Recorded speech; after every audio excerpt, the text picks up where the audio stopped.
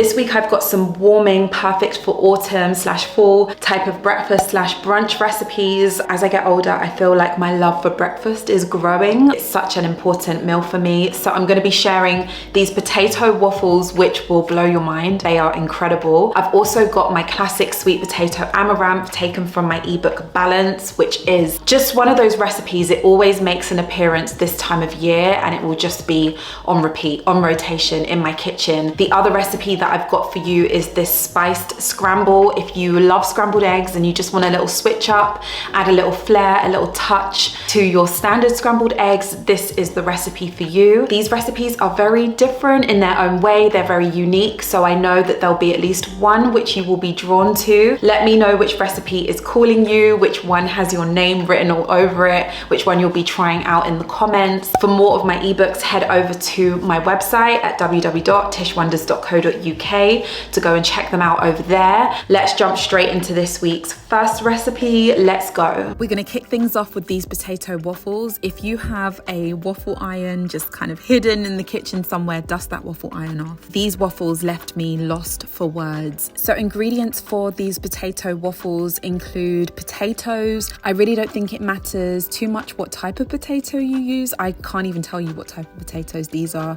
For me, they're just regular white potatoes that I had on hand. As an alternative, I think sweet potato would work. Squash might even work too. So for the seasonings, you can really just work it how you want. I added in some garlic powder, a touch of smoked paprika because I really don't like a strong paprika kind of overtake in my recipes. I just like it very subtle. And I also added in some dried thyme. But like I said, you can mix and match whatever spices or herbs you want to experiment with, then this is the perfect opportunity. We're also going to need some spring onions, potatoes, spring onions, just works. I also chose to use an egg and a little bit of flour just to kind of like bind everything together. If you want to use like a vegan alternative as an egg, then you can do that. To begin, we are going to peel our potatoes. You could probably just leave the skin on if you wanted to. So as you're grating the potatoes, you have a couple of options. If you want to kind of retain the color of the shredded grated potato, you can place the potato in some cold water. I personally wasn't too fussed because I wasn't making a huge quantity, but it's just something to keep in mind because you will see the potato kind of start to oxidize. Depending on the variety of potato that you use, you will also notice that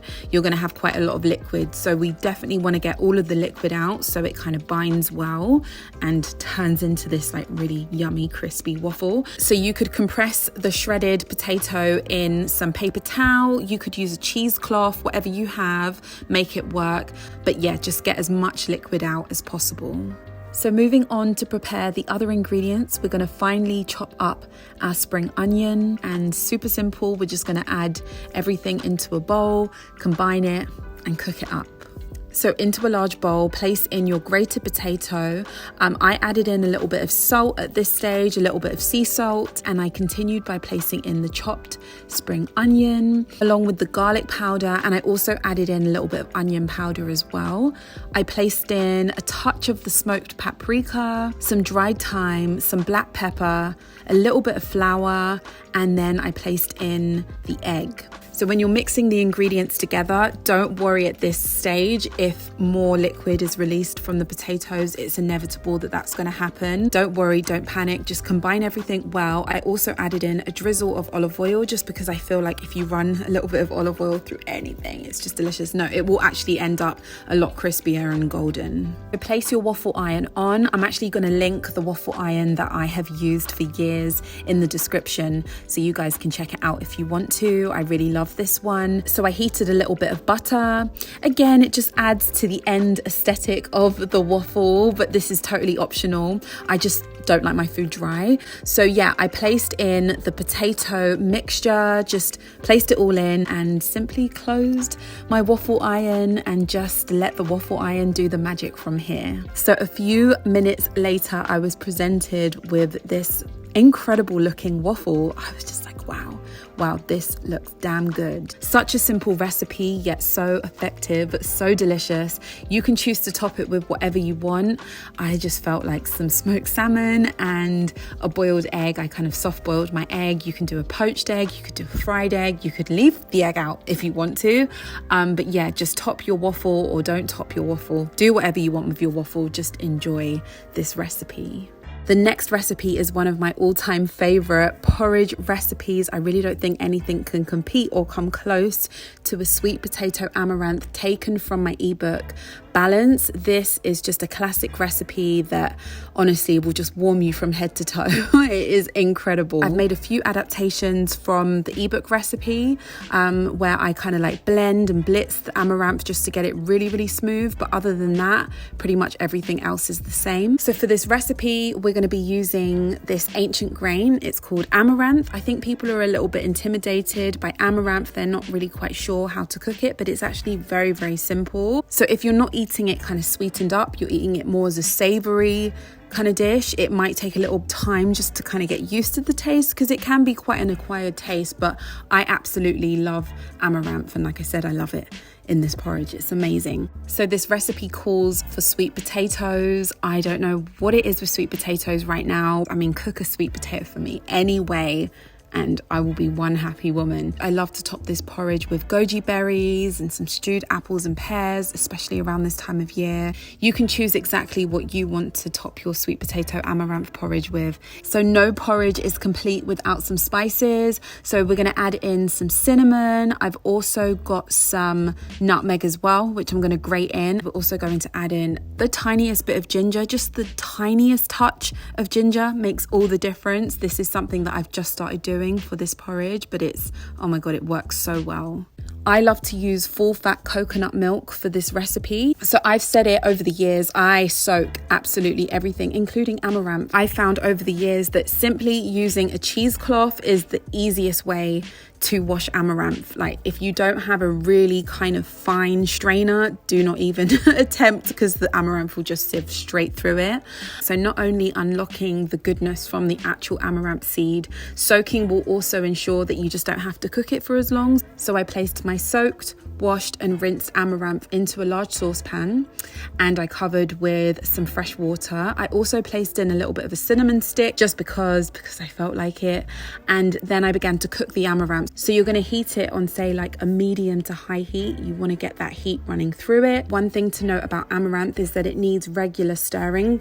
You'll see that if you don't stir it regularly, the bottom will get really hot and then the water will rise to the top. Once it's properly heated, you can go ahead and reduce the heat, reduce it all the way down to low, cover the amaranth and let it cook through, remembering to stir it every few minutes. So whilst the amaranth is cooking away, we're going to prepare the sweet potato puree. So you could roast the sweet potatoes, you could boil them. I just find the easiest way and most nutritious way, again, I'm using my steamer because I use it all the time, but is to use the steamer. I just love steaming the sweet potato. It's quick, it's efficient, and it just gets the job done. I checked on my amaranth, which was looking perfect. I'd say all in all, I cooked it for around 20 to 25 minutes. You'll see once it gets to looking like this, once the seeds have properly kind of like opened and they're fully cooked, it's good to go. Into a high-speed blender, I placed in the cooked amaranth along with the sweet potato, the coconut milk. I added in the cinnamon, some fresh ginger, grated in that nutmeg, and I just blitzed everything. If you'd prefer to keep the amaranth seed whole, that's fine. You can blend everything but the amaranth itself and then just combine the sweet potato puree with the amaranth in the pan. So I blitzed the amaranth and I just gave it a little taste. Mine needed a touch more cinnamon and I added in a little bit of honey as well, just as the sweetener.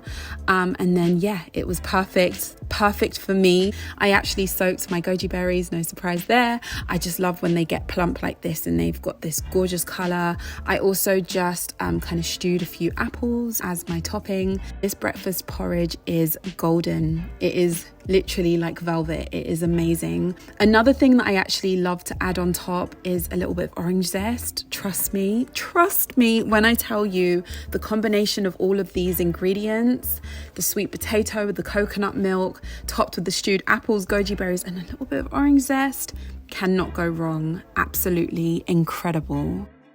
So the final recipe is this spiced scramble. If you love scrambled eggs, which I do, but you just want a little something extra to add to it, this is the recipe for you. You will adore this one. So of course, for our scrambled eggs, we are going to need some really good fresh eggs.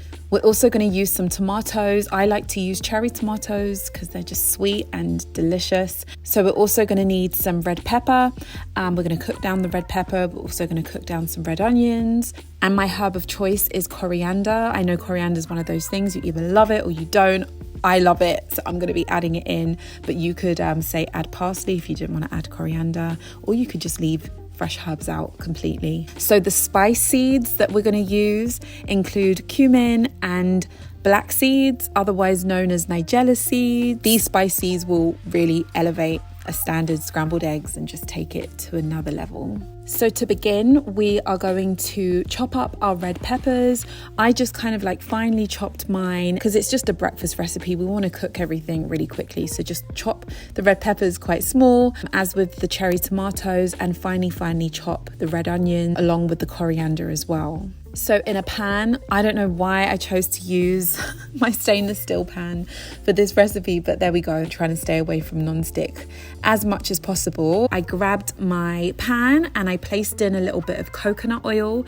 If you'd prefer, you could use ghee, you could use butter, you could use any other fat that you like to cook your eggs in. I threw in the red onions along with the spice seeds, so the cumin seeds and the nigella seeds, and I just combined everything, mixing in the chopped red peppers along with some sea salt and some black pepper. So once everything had cooked down for a few minutes, I placed in the chopped cherry tomatoes and just continued stirring everything. So go ahead and crack your eggs into a bowl and season with a little bit of salt and just give them a good whisk. So there's a method when cooking the scrambled eggs.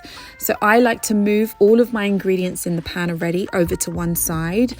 I went ahead and heated up a little bit more coconut oil just because I'm using the worst pan for this recipe, but there we go. So pour your eggs in and then kind of cook the eggs on one side. Make sure they kind of get cooked, and just before they're kind of cooked to your liking, go ahead and mix in the cherry tomatoes, red onions and red pepper mixture on the other side of the pan and just combine everything and cook down. So once cooked, scatter in that chopped fresh coriander, which will just finish this recipe so beautifully. If you're using toast, then go ahead and toast your toast, butter your toast, place on that spiced scramble, top with a little bit of black pepper, maybe give it a drizzle of olive oil if you want to. I served mine up with some avocado and some rocket, and the sun was shining on my very golden, beautiful spiced scrambled eggs, which were just gorgeous. This recipe requires minimal effort. It's just a little switch up from your everyday standard scrambled eggs. So if you want something, just with a little extra touch, then this is the one for you. I hope you're able to take something from today's video to move through your week with intention and just cook something beautiful for yourself. As I've shown in this video, sometimes just keep it simple, but keep it delicious and keep it enjoyable always. So drop me a comment, let me know what you think of today's recipes.